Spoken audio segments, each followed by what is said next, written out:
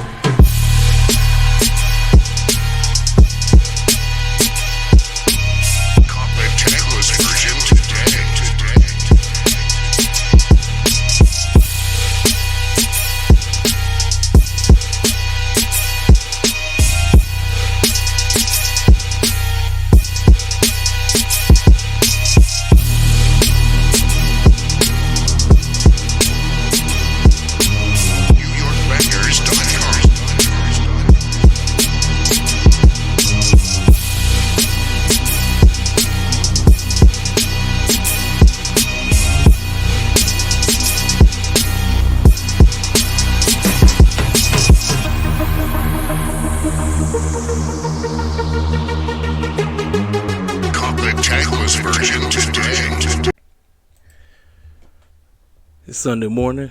I'm like 2 days late.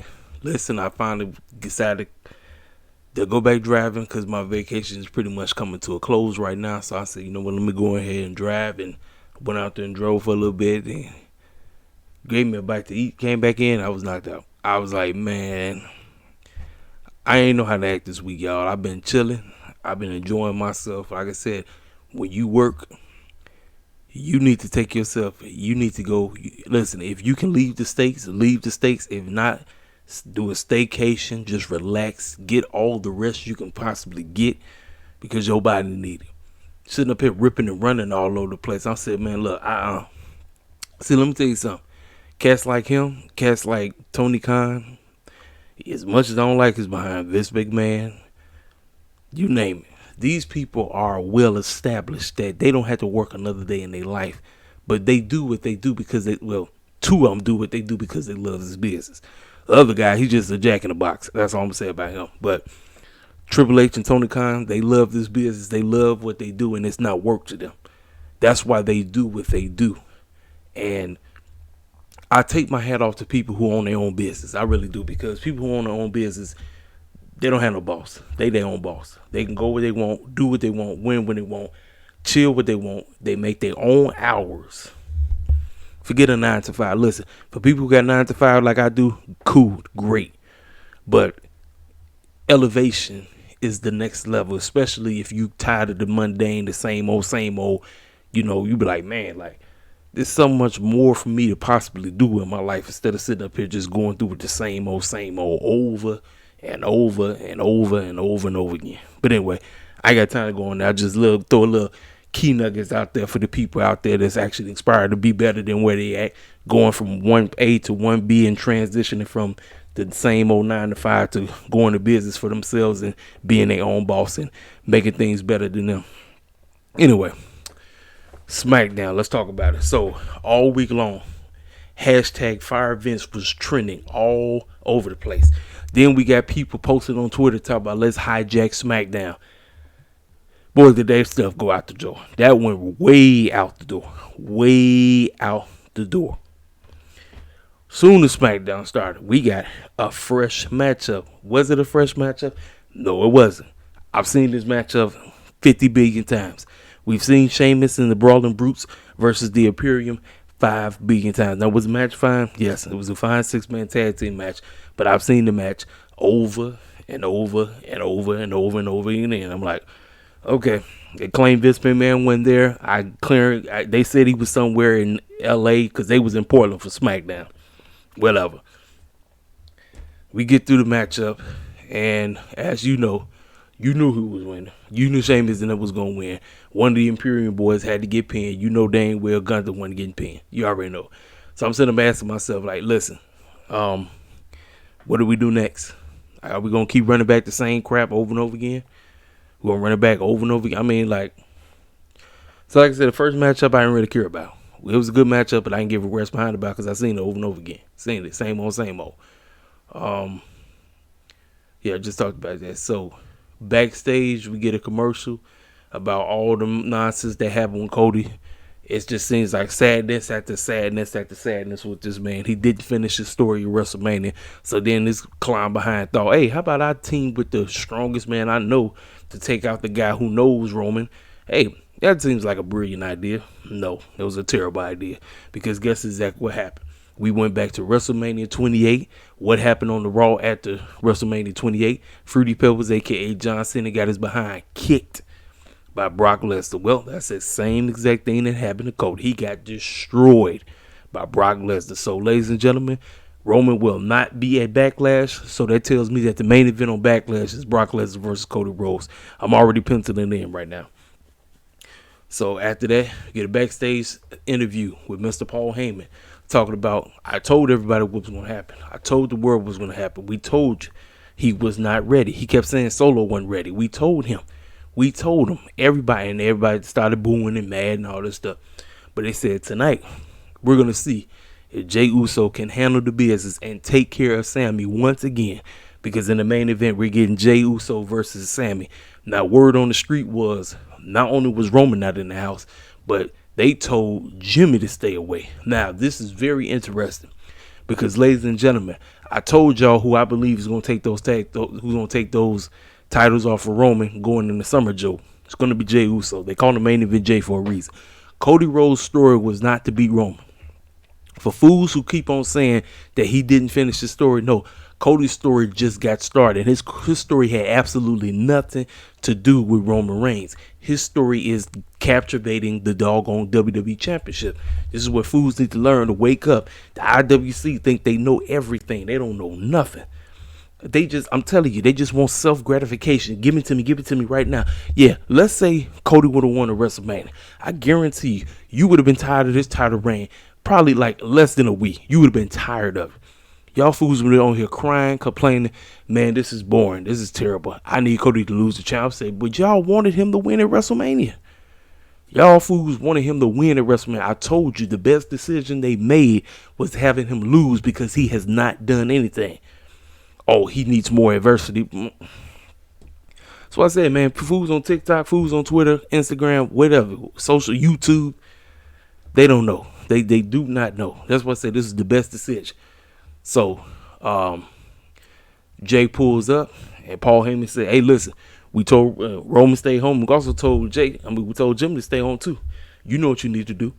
You need to finish Sammy. If you don't finish Sammy, Solo will take care of the business. So they already starting that stuff up again. So then soon after that, we get Ricochet versus Arvar. So we running this back again. It's rematch city.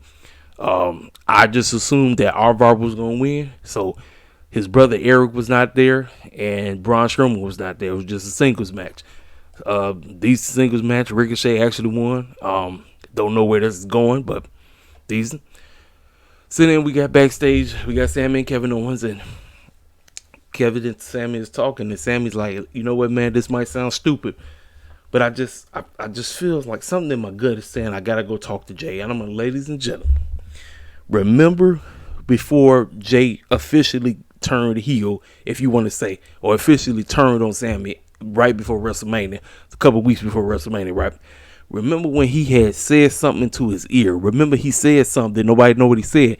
Jay told that man, we got a plan. This is the plan. Ladies and gentlemen, this is the plan, ladies and gentlemen. This is the plan to dethrone the bloodline altogether. You must break the bloodline down from within. It was not ending at no freaking WrestleMania. It's just getting started. Triple H told you that the story is just beginning. The story is just beginning. So Kevin Owens looked at him like, man, you a clown. You a fool. Boy, we just took the doggone tag team titles off of them. What else do you want? That boy that made up his mind. He wants to be a puppet in the bloodline. You don't need to keep. He said, look, man, I understand. I know. But before we have our matchup tonight, I got to talk to him. I had to talk to this man. I need to get this. I got to, because listen, the story is going on. It's continuing. I'm telling you right now. So after that segment, we get Liv Morgan and Raquel actually getting ready to go against Natalya and Shotzi Blackheart, as if we didn't see this matchup again. So it was definitely rematch city.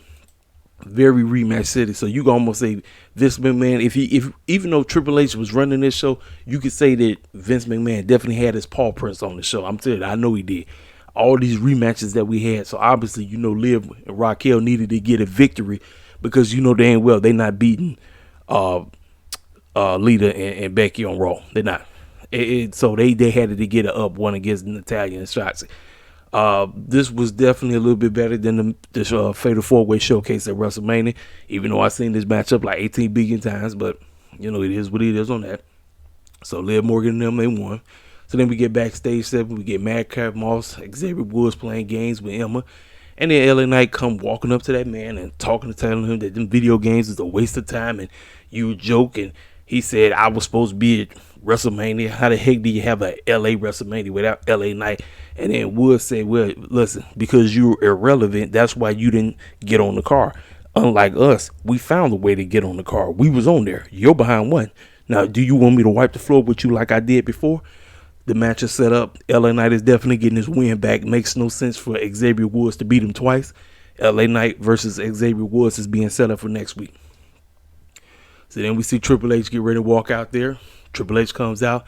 He addresses the fans, so everybody just assume he going to say the same bull jive he said on Raw. Now, this fool said we're shaking up things again, and coming soon, there's going to be a WWE draft coming. Fools are going to go to Raw. Fools are going to go to Smackdown, and you might see some clowns come up from NXT. That's all he said. So a lot of people was just making all kind of big things about it, say, oh, this is just Triple H, again, just trying to save face, and, he's on his way out and all this bull jive or whatever. I'm sitting up and saying this to myself. Whatever they plan on doing, it needs to better the product. Because we don't need to see the same old matchup, same old, like we've been doing. Because it's just been rematch city. Rematches after rematch after rematch after rematch. We need fresh feuds. We need new cats going against one another. Different feuds that makes the company feel different. But that's what he claimed. He said the draft is on the way. So Charlotte Flair then took another doggone break. He introduced Judgment Day. He introduced the new SmackDown Women's Champion. They all got an opportunity to speak.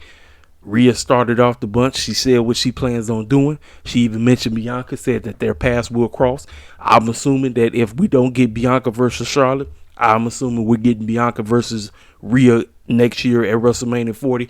And listen, if they put forth an effort, listen to me.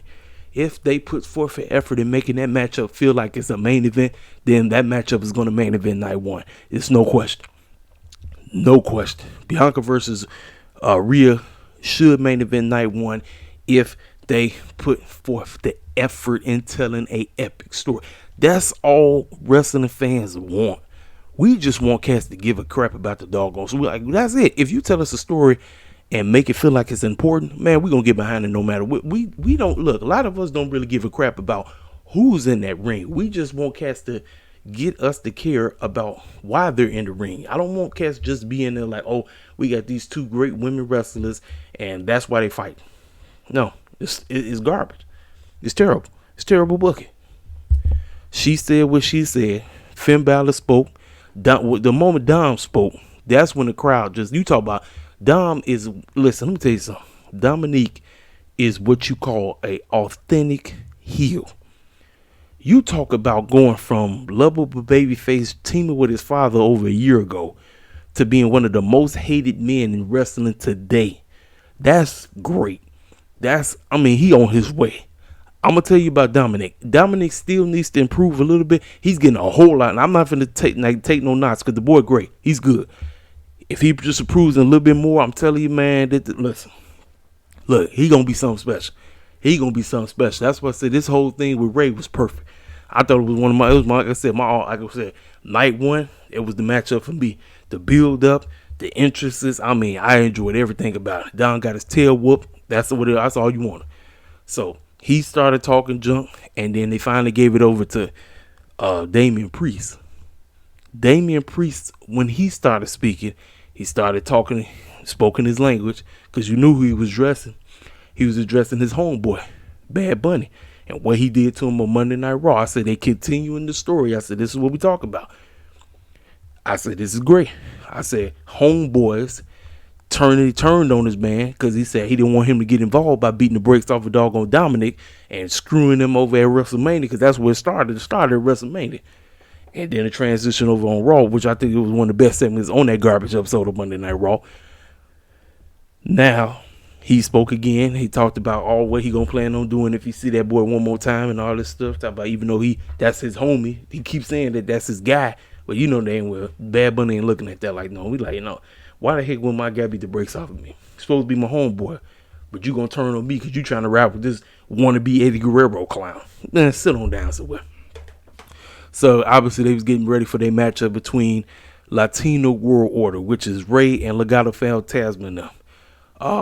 I thought this was a pretty good tag team match. The cats did what they needed to do. They said what they needed to say. Like I said, Finn Balor talk about Edge, so it looks like this thing is not over with Edge. I thought it was over. It's not.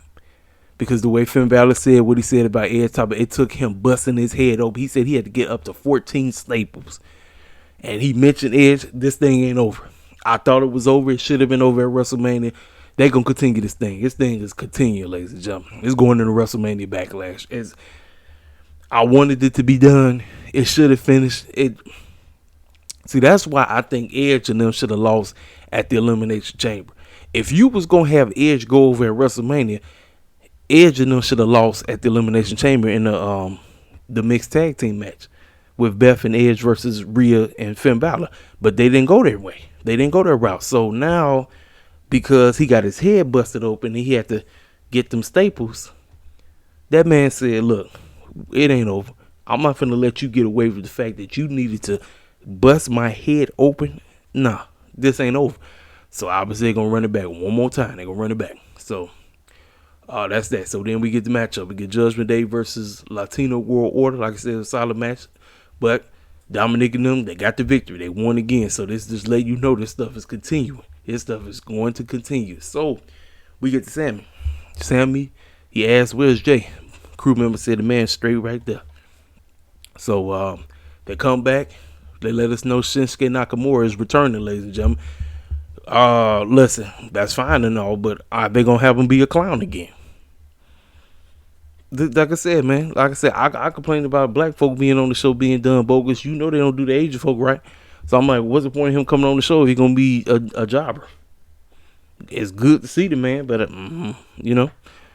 So Jey Uso pacing back and forth. Sammy rolls up on the man.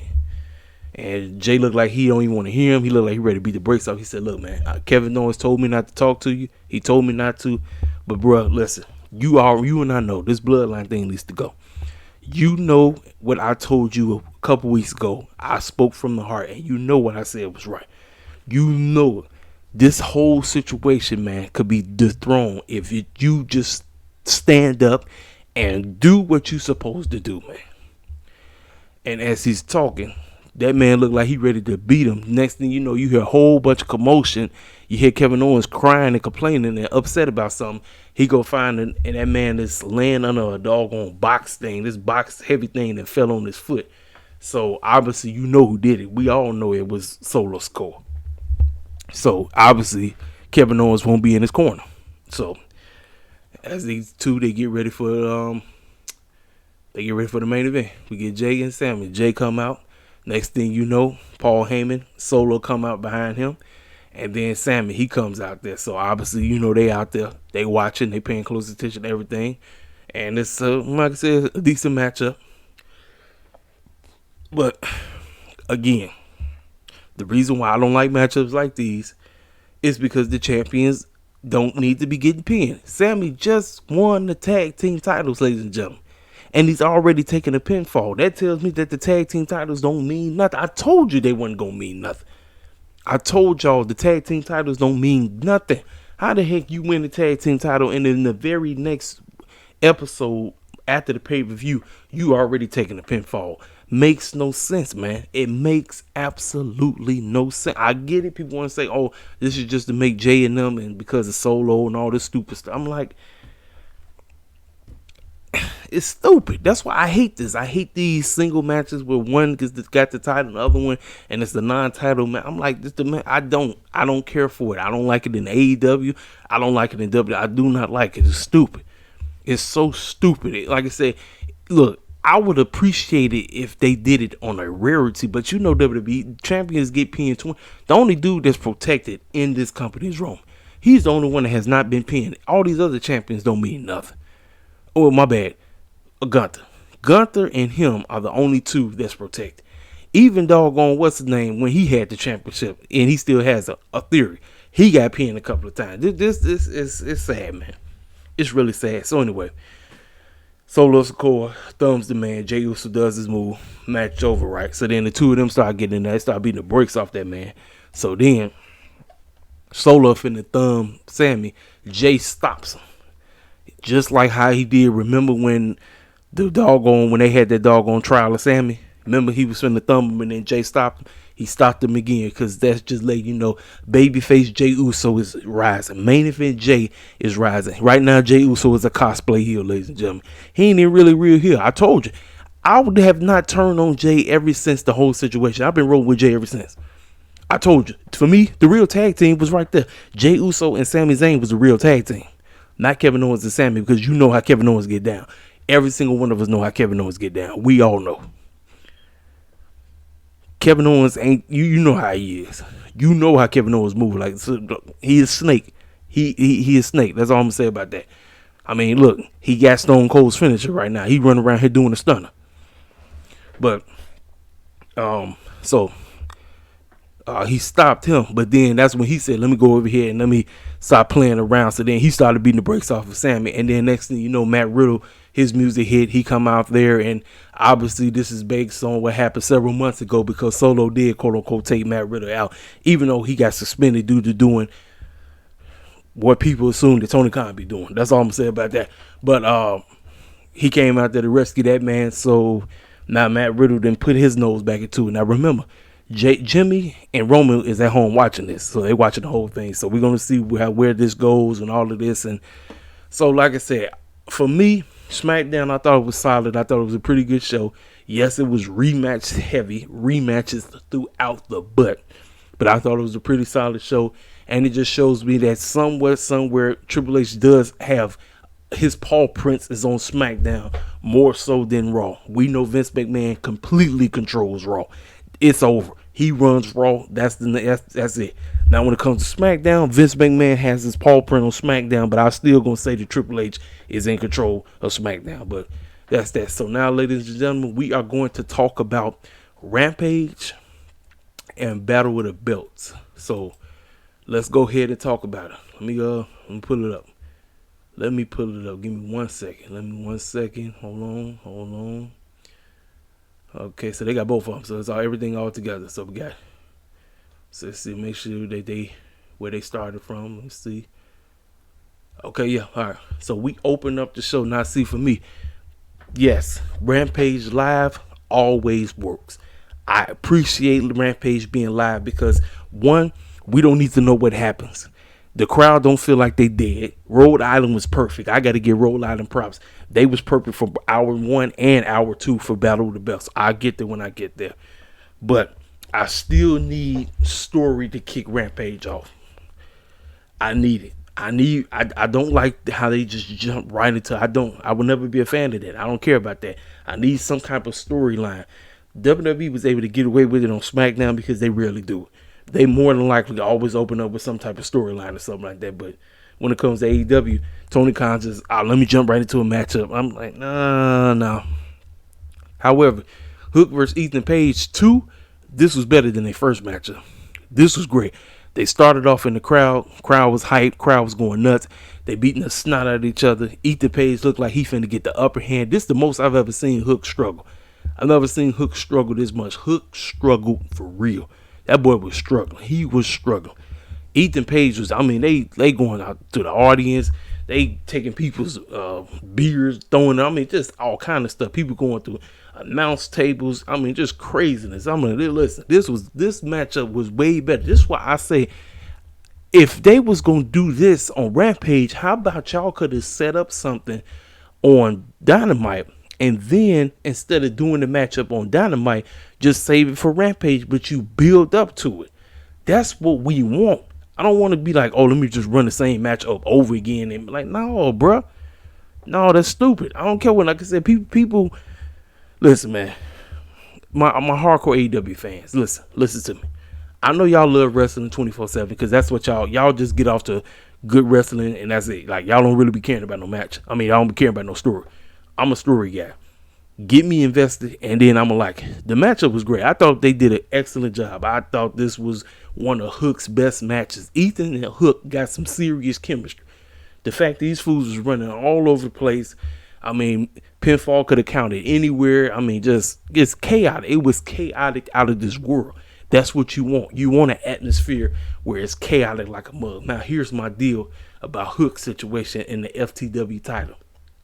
I wish we would develop a more serious storyline with Hook, because eventually Hook is going to have to lose. He and Jade are the two untouchable beings in AEW right now.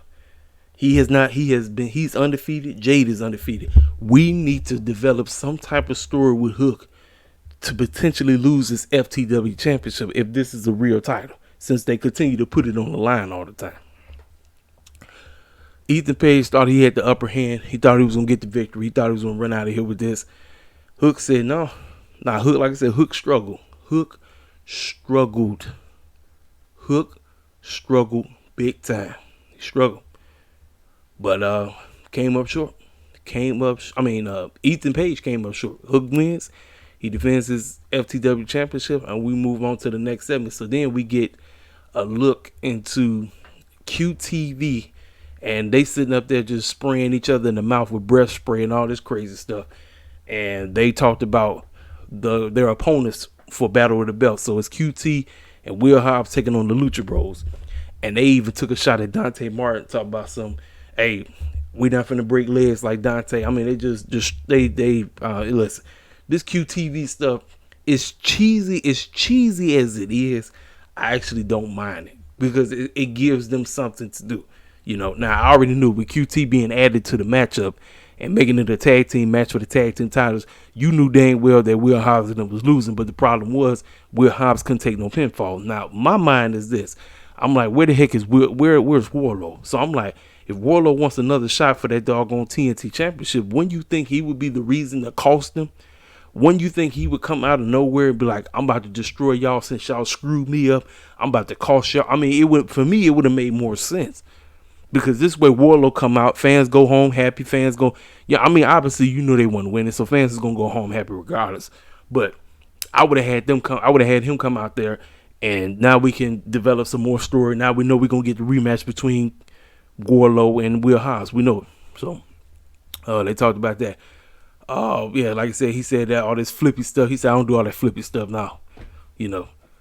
We get Daddy Magic Cool Hange coming out with the JAS, coming out there with Jake Hager, and then the Acclaim came out there. They did their little rap, all of this, and they went against who they go against. They went against the Infantry, Bobby Orlando, and LSG. It was like a 1-2-3 matchup. Acclaim, Daddy Magic, and Cool Hands won, so they made it seem like they was trying to join the JAS. No, soon as the match was over, you seen Jake Hager basically annihilate Billy Gunn. I mean, he took his head off like 1, 2, 3, and then that's when they started beating the brakes off of Anthony and Max. They tore him up. They tore them up. They beat the brakes off of them. So there it is. So we got the story. We know the matchup was coming. We knew the eventual matchup was gonna happen, but we was wondering what the heck are they gonna do? Who's gonna turn on who? And obviously the heels turn on the belovable baby faces, which wrestling one-on-one, so I didn't have a problem with that. So then Swerve cut a promo. Swerve talked about how in Mogul affiliates, we might have had soldiers that may have been taken out, but your boy Swerve always got a backup plan. Tonight, Mogul affiliates is merging. Now, I missed that line, but what he was doing was taking a shot at WWE about how you already know this all gonna merge of UFC and WWE under Endeavor 51%. He said 51%, but he said you're gonna find out sooner or later who I'm teaming up with. So hey, that was cool with that. So then we had Jim Ross introduce Darby Allin. Apparently Darby Allin got whacked by a car. I don't know what. Trying to do some skateboard crack. This fool got whacked by. I said, listen, Darby Allin, I'm telling you, he's multiple personalities put in one. I call him Jack Skeleton from Nightmare Before Christmas because of that doggone skeleton makeup he wear. Then I call him Jack A Boy because he desperately wants to be on Jack A. He don't give a care about his body at all. He just wants to be a rag doll. Just beat the snot out of him. Beat the brakes off him. He don't care. He does not care. We get Darby Allin versus Lee Moriarty, and I thought this matchup was pretty solid. Lee Moriarty shined a lot. I'm asking Tony Khan, what are we doing with Lee Moriarty? I want to see him in prominent feuds. I want to see what him and Big Bill are going to do moving forward. Like I said, Duke and Russell. I thought this matchup was great. I thought Darby and Lee, they put on the show. They did work. But we already knew Lee Moriarty wasn't winning. Darby Allin, not only did he take out Big Bill, he took out Lee Moriarty, got the victory 1-2-3. So as soon as Darby was finished, and they also showed Sammy and Jungle Boy watching the matchup, which is good. Listen, I like what they're doing. They're studying their opponents because we know where we're going. We know it's going to be a fatal four-way. I just need MJF to eventually pull up on Rampage. If Rampage is important, if it's important to Tony Khan and you want it to be important to the fans that think it should be important but don't, your champion needs to be on the show. He needs to be on the show. He needs to be front and center, just like the other two. The other two is watching. You seen Sammy and Tay kissing each other down, and then you seen Jungle Boy, aka Jack Perry, watching and paying close attention. Like, let's study Darby Allin's strengths and let's study his weaknesses. Just like the other day, we studied Sammy's strengths, we studied his weaknesses. Same thing with Jungle Boy. We studied his strengths, we studied his weaknesses. That's the name of the game. Where MJF is acting like hey, I'm good. I ain't got to study nobody's stuff because I didn't beat all of them single-handedly. Like, what's the point of me potentially losing to one of these clowns? I don't know. How about you get your behind on Rampage and show up, make Rampage feel like it's important. There's one thing I could take about Kenny. Kenny pulled up. Moxie always pull up on Rampage. And even Hangman had a couple of matches on Rampage. So that shows me that those three, even CM Punk, even as clowny, as prick-headed, as buffoonish CM Punk is, he started off on Rampage. That was his show. I was there. I was in the audience, live at the United Center. I ain't never going to forget it. Man, MJF, pull up to Rampage, bro. It's not that hard, man. You pull up on a live Rampage, man. Rampage is going to be that much more must-see. Your behind is there. Cat's like, okay, why is he there? Let me tune in. Let me listen to what he has to say. Swerve come walking out there, and he looking at Darby, and Darby like, what you want, man? What you want? Next thing you know, Prince Nana, Brian Cage comes out the woodwork and annihilates. I said, man, Darby just don't care nothing about his body at all. Brian Cage picked that boy up, swung him around. You saw his head hit that ground like it was nothing. I said, Swerve then aligned himself with Prince Nana and the embassy. This gonna elevate them. This gonna elevate the embassy to the fullest, because I've been wondering what the heck is Prince Nana and them there for? Why should we care about the embassy? Like, okay, yes, they have the Ring of Honor 6-man tag team titles, but what are they there for? Swerve, being the leader of that group, is going to elevate that faction, and I actually don't have no problem with it, none. So then they showcased that on Dynamite. Swerve will officially be back wrestling on Dynamite. which is a must. We've been needing to see Swerve on Dynamite for a long time. We're getting Darby versus Swerve. I think what's going to happen, I think Keith Lee's match is going to go first with Jericho. He going to screw him, and then when Swerve and Darby goes, Keith Lee going to screw him. That's what I'm going with. It's already set up in my mind.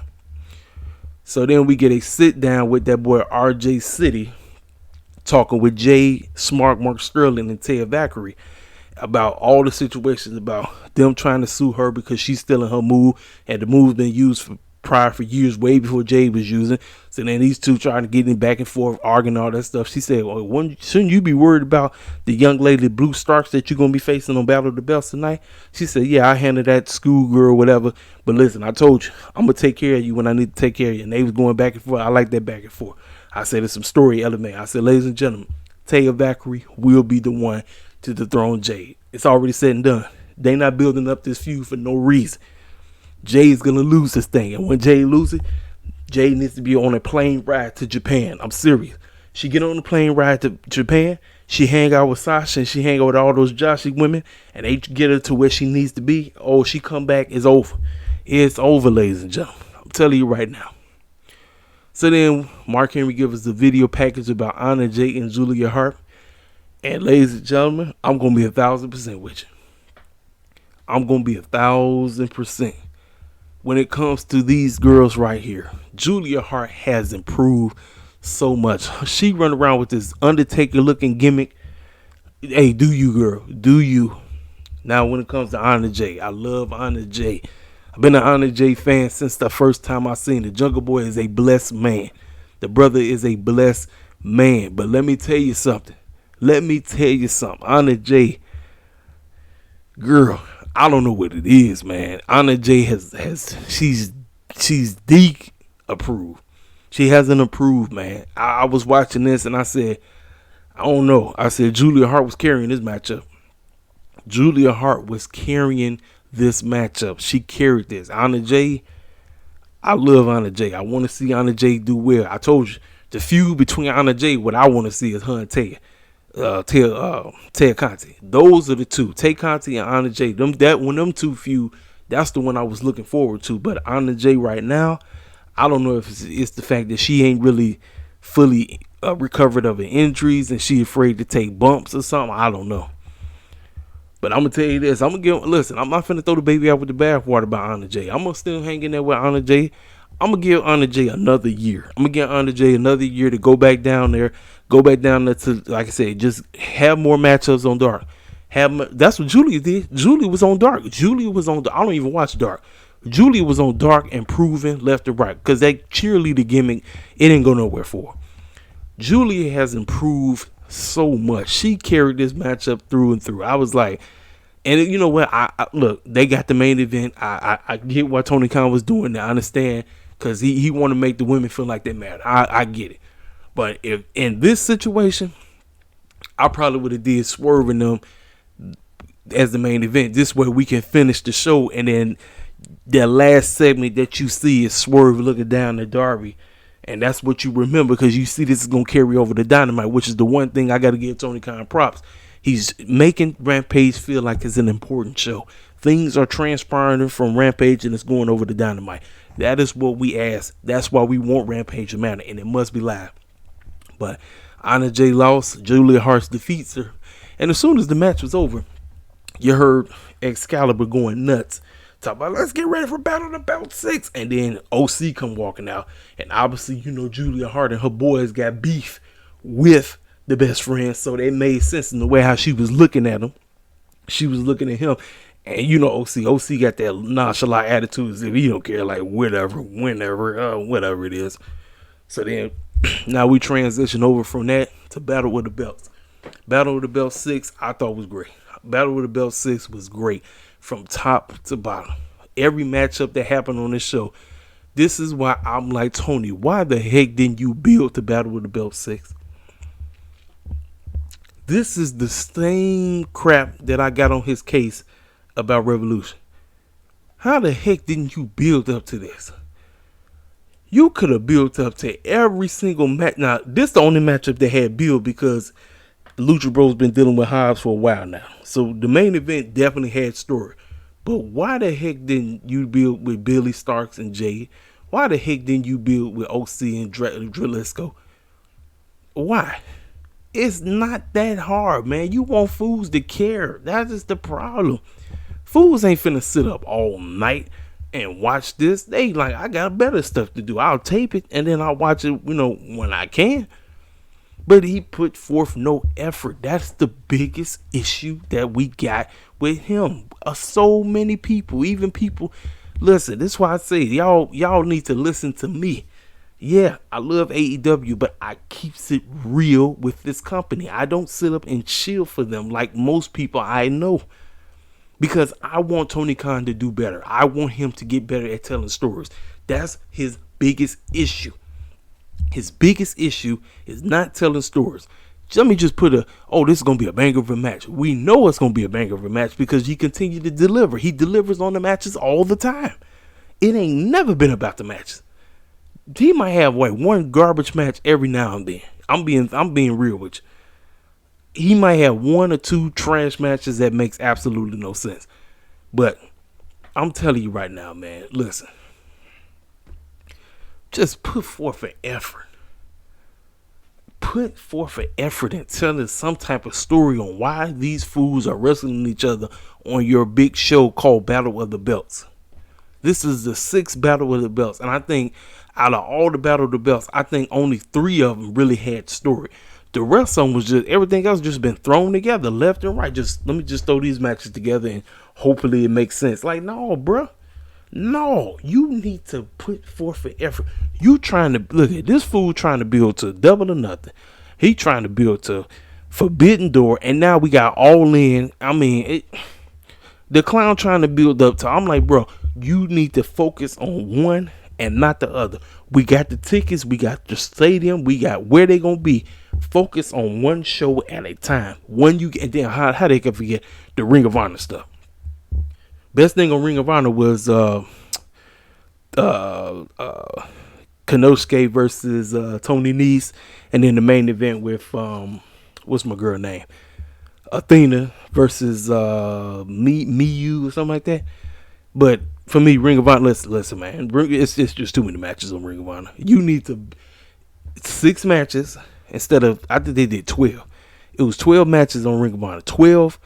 12 matches on Ring of Honor with absolutely no story. It makes no sense to me. But fools gonna sit up and tell me that Ring of Honor is the best wrestling show on the planet. I'm like, you crazy as the best, but I've been watching it. I got the doggone app.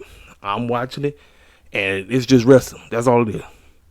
Like, if you just like wrestling matches, I'll tell you, just go watch Ring of Honor. If you don't want no story at all, you just want banger at the banger at the banger, just watch Ring of Honor, because that's exactly what it was. Like I said, the 2 matches I cared about, Kanosuke versus Tony Nese, which was very good, and then Miyu versus Athena for the Ring of Honor Women's Championship. I'm like, it's 2 hours of just wrestling. I'm telling you, that's what it is. Ring of Honor is just 2 hours. I thought it was going to be some type of story or something. No story, no nothing. I'm like, come on, Tony. And Caprice and them, they do, Nigel and my other guy, Hickenbottom or whatever. Now I don't even know how to say my man's name. You know what I'm talking about. They do what they can on commentary and all this stuff. Oh yeah, Willow Nightingale was on the show. Willow did. Matter of fact, she went against this. Yeah, she went against Billy. Listen, man, no, she went against some other chick. It wasn't Billy. She went against some other girl. But still, I'm like, bro, you want us to pay for this stuff, bro. But I'm like, bro, we need story. But Tony Khan, no. All he cared about is, let me just throw a wrestling match on here. Let me just, the story doesn't matter. It's going to be a banger. It's a dream match. Every match I put together is a dream match. I'm like, first of all, who in their right mind be sitting up dreaming about wrestling? You must be one of them hardcore wrestling heads that the moment your head hit the pillow, you just start dreaming about wrestling. That's not me. I ain't never in my life dreamed about wrestling. Listen, I like wrestling, but I ain't that crazy about wrestling. I review wrestling, I critique wrestling, but I ain't that crazy about it like some of these fools are. The moment they hit their pillow and boom, they dreamed about wrestling. That is crazy. a dream match. Listen, now, people be saying that they say that so much that it's lost its luster. The term dream match has lost its luster so much. A dream match. I'm like, who is dreaming about wrestling? Who is dreaming about wrestling, ladies and gentlemen? I just want to know who is sitting up there. Let me dream about wrestling. No, bruh. Come on. So, anyway, OC and Drillers matchup was good. Jose was out there trying to get involved. Preston out there trying to do work. Both of them get taken out. Best Friends is out there. Cassidy handled the business, did what he had to do. Malachi afterwards appeared on TV, and he told OC, listen, you've been gunning for these doggone trios championships, but let me tell you something. We want that doggone Intercontinental Championship. And my boy Buddy Matthews is going to be the one to take it from you. So the matchup has already been set. So I like that we got some type of story being built up for Dynamite. So we got Buddy Matthews versus OC on Dynamite. Now here's the deal. Is OC losing? Is Orange Cassidy losing that thing? I don't think so, because we don't have nobody built up right now. Nobody is built up to take that doggone championship off of him yet. Nobody. There is nobody that's built up. We need to build somebody up to eventually take that doggone championship off. This is the problem that AEW sometimes falls prey to. It's like they really don't be knowing who to build up. It's like they'll build somebody up, but then the moment they get it, then it's like, oh, we just fall off. I'm like, no, bro. No. So that matchup is set up for Dynamite. So then Mark Briscoe was interviewed, talking about how he came up short to Samoa Joe, a supercard of honor. And he said, you know what? I know people want me to be down, but I'm good. My brother Jay is with me. He said, we all good. We're going to keep this thing going. And I'm going to get some gold venture, get some gold around my waist, and everything going to be good. But right now, I'm here to watch my boys, the Lucha Boys, handle the business and beat the brakes off of Will Hobbs and QT Marshall. That's what's up. Then Jay Lethal come out the woodwork. Now, you know he tight with that man. He said, look, man, we've been knowing each other for 20 years. And we face each other multiple times, but how about you and me work together? And like a goofy, Briscoe was like, sure, pretty cool. Next thing you know, here come the Clown Boys. Here come mid-card. Shout out to Jeff on this one. Mid-card Memphis piece of crap. Oh boy, he give you every time he say that. Mid-card Memphis piece of crap. Jeff Jarrett, son J Dutt, sat not seen coming out to woodwork, and Mark Briscoe looked like he's been duped. So I don't know where this is going. I'm not sure, but I'm here for it. As much as I don't like Jeff Jarrett and them, I'm here for it, because it gives Mark Briscoe something to do. Something. Now we get the matchup that a lot of people were sleeping on. They thought this was going to be another squash match. Now, I've seen highlights of this young lady. Apparently this girl is still in high school. She's a high school kid. She's 8. I looked up her age. She's an adult, but she's in high school. She's 18 years old. Her name is Billy Starks. And people were sleeping on this. People say, oh, no, it's going to be another squash match because we tired of Jade. Jade ain't doing nothing. Jade doing the same old. Listen, we know fools. We know fools that allow her to live rent-free in their head because they got doggone places on their podcast where they talk about they in their mother's basement. You know exactly who I'm talking about. I ain't got to name nobody's names. All I had to say is mother's basement, and y'all know exactly what I'm talking about. Living rent-free. Jade Cargill living rent-free in cats' heads. I mean, all I gotta say is Jade is winning. That's all I gotta say. She winning in the ring and out of the ring. That's my girl, man. I love Jade Cargill. Billy Starks, for the first time actually watching a matchup, because I've seen highlights of her. So I know she decent because people be praising her online. Billy Starks is good, y'all. This young lady is good. Oh, and shout out to Tony Khan for doing this. She should have had a banner a long time ago. My girl, Blue Sky. Sky Blue is officially all elite. She got the banner. I say yes. I say that is the future of AEW right there. I just want my girl to get a character. I'm not sure is that what a character is, but she is the freaking future of AEW. I got her winning the championship late 2024, early 2025, just like my boy Will Hobbs. I'm telling you right now, Sky Blue is officially all elite. I say yes. That's what I'm talking about. It's been a long time coming. I've been a fan of hers. I've been wanting to see her win. I root for her every time. And she be losing too much. Now, she got the banner. Tony Khan, you better do right. You better make sure she start winning all her matches. If she's going to be down with Britain now, she needs to start winning matches right now. There's no more excuse. My girl needs to start winning. Back to this. Billy Stark showed me something. Jade Cargill and her actually had some solid chemistry. Jay getting better, y'all. I know fools be hating on Jay because she don't be doing, her timing be off and all of this. But what I watch and what I paid attention to, I was watching how well is the in-ring chemistry going to work. Billy Starks is good. This young lady is good, ladies and gentlemen. This girl is good.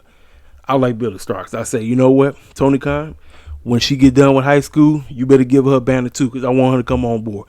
She would be a nice hand to come through as well. I can actually see Billy Starks being a future TBS champion herself. Listen, the girl got it. Her and Jay was out there going, and Jay struggling. That's what you want. Before Jay loses her championship, she must begin to struggle. She can't just go in dominating and squashing folk like a lot of people just think, because that's all they know. They like, oh, Jay's terrible. She's there. And then guess what fools love to do? You know they can't wait. This is what they do. They compare her and Bianca. They say, well, Jay has the character, but Bianca is the better wrestler. I'll say, man, is that all y'all fools know how to do? Jade Cargill is Jade Cargill. Bianca Belair is Bianca Belair. Quit with this race crap, because that's all y'all fools know how to do. That is it. Y'all don't know how to do nothing else. I'm getting tired of it. I see this mess way too much, and I'm like, stop it. Jade Cargill is in her own lane. Bianca doing her thing over in WWE land. She 3-0 at WrestleMania. Kudos to her for that. This is Jade Cargill we talking about, all right? Jade Cargill up here trying, and Billy said, I ain't going. Like, woman, you think you gonna be able to take me out? You crazy. I'm not going. Billy said, no, But then Jade was like, I done had enough. I done struggled with you for a long time. She got jaded. Billy did not recover. Jade wins, and she is now 55-0. Soon as the match was done, Taya Valkyrie came running out there. They confronted each other. They got in the ring, and Jade looked like she was finna be jaded by Taya, but she got up out of that ring and she dipped. Ladies and gentlemen, I love the added details to the rivalry that is beginning. Taya Valkyrie is coming for that TBS championship. I'm telling y'all right now, it's going to happen. My girl is losing. It's a wrap. It's over. Listen, Tony Khan gave her a nice run. She's 55-0. I ain't nowhere in the world I saw that. I did not see her with a Goldberg type of run. I didn't see it. I just saw Jay having it for a little bit, and then boom, they take it off of her. I did not see her going this long with this championship. She done had that belt for over a year now, ladies and gentlemen. It's time. It's time to put that title on somebody else, and I'm ready for it. Can't wait. So then backstage, with everybody in the doggone elite done for. Heyman done for. Kenny done for. The Bucks on the shelf. The last two members. Oh, heck. How the heck I forget this? Don the Clown. Don Callis. Done for. Brandon Cutler and Michael Nakazawa were being interviewed backstage. Said that they're tired of all the bully tactics of the BCC. And the fact that they're going to team up and they're going to take their behinds out on Dynamite. We're getting Brandon Cutler and Michael Nakazawa versus the BCC on Dynamite. This should be, listen, this match is going to be funny as heck, because Michael Nakazawa was a clown. Brandon Cutler was a clown. And the BCC going to murder them like 1, 2, 3. They're going to take their behinds out. It's going to be nuts. So then we get to the main event. Mark Henry does what he does on Rampage. Side-by-side interview. QT Marshall, Powerhouse Hobbs talk about what they get ready to do. Say they're going to add more gold to them. Lucha Bros said, y'all not adding nothing. We going to murder y'all. We get to the matchup. Listen, this was a great tag team match. This was great. I said this is the only matchup on this show that actually had somewhat of a story build. The rest of them, I wish they had story. Battle of the Belts 6 would have been that much more important if they would have put forth an effort. These two, they going out here, everybody cheating, everybody trying to do all kind of crazy stuff going on. I mean, even Alex Abrahantes tried to get involved. I mean, this is crazy. And then the young lady, I forgot her name, Harley something, I think that's the name. She was walking around trying to do her little thing and all this stuff. But what they decided to do, they found a way to get Hobbs up out of there. Now look, QT, man, QT is a underrated wrestler. People ain't really that big on QT, but I'm like, the man has the coach. He is the coach at Cody Rhodes School, ladies and gentlemen. I mean, technically he knows something. If he is the coach that run Cody Rhodes School, QT was showing me something, man. QT was out there doing work. Him and Ray Phoenix, and then him and Pentagon. I said, oh man, I said QT working. QT was doing something. And Hobbs, you already know what Hobbs gonna do. You know what you gonna get from Hobbs, man. That's why, listen, I'm so patient with Will Hobbs right now, because I understand that late 2024, early 2025, Hobbs will be the one. It's gonna happen. I can't wait. I'm so excited. I'm like, look, when we finally get to the mountaintop and we host up that thing, you see my man host that thing up there, I'm like, man, I'm 100% behind Will Hobbs right now. I am 100%. Will Hobbs is my guy. I don't care what nobody has to say. People can hate on Will Hobbs all they want. And kudos to Mark Henry. Mark Henry said that Will Hobbs is starting to turn into a younger version of me. That is a huge compliment. That's huge. Now, when it comes to a old school wrestler that's not wrestling anymore, if you want to compare somebody that is the same race to them, then I don't have a problem with that. But when you trying to do all the foolishness that they be trying to do with Jay Cargill and Bianca, y'all can miss with that foolishness. This right here, the fact that it came out of Mark Henry's mouth. Mark Henry was on the interview and he said, I've been watching Will Hobbs for a while, and that man is reminding me of a younger version of myself. I said, now listen, y'all remember the excuse me.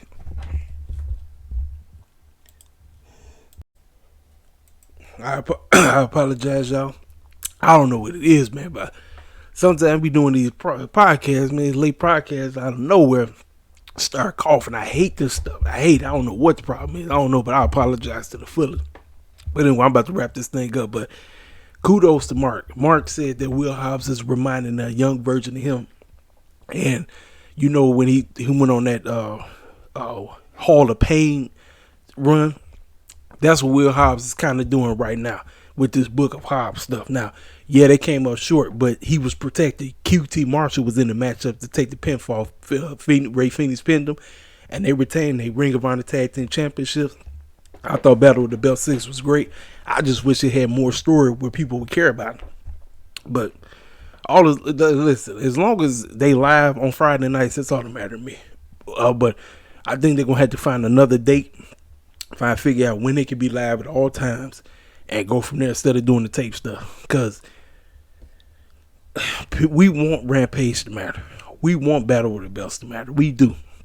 Because they did, how much they do? I think Dynamite was $877. $877, right? And I don't know what Rampage is in Battle of the Belts. We'll find out this weekend, or we'll find out tomorrow, I think. But yeah, we needed to be live. We needed to be live, y'all. We needed to be live, and we need the stories to matter. And Operation Hijack Smackdown was a fail because Smackdown did about almost 3 million.